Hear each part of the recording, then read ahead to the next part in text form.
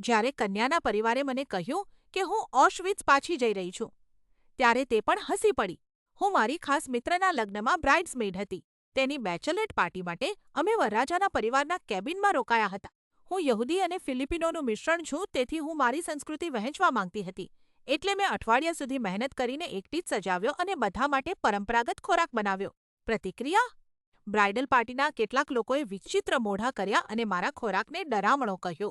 જેમ જેમ રાત વીતતી ગઈ અને લોકોએ દારૂ પીવાનું શરૂ કર્યું, સ્થિતિ વધુ ખરાબ થઈ ગઈ. તેઓ જૂનીટિન્થ અને હોલોકોસ્ટ વિશે જોક્સ કરવા લાગ્યા.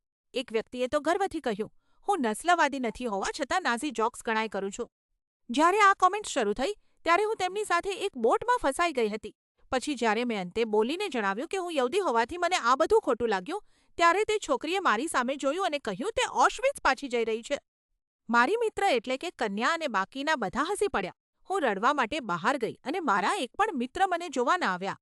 ઘરે પાછા ફરતી 4 કલાકની મુસાફરી દરમિયાન તે જ મિત્રોમાંના એકે મને ઉપદેશ આપ્યો કે મારે બીજાના દૃષ્ટિકોણથી વિચારવાની જરૂર છે અને એમ માનવું જોઈએ કે તેમનો ઈરાદો સારો હતો.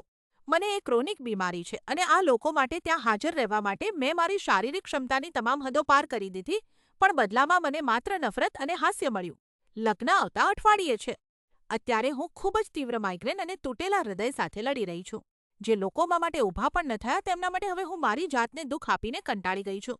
હું લગ્નમાં નથી જવાની.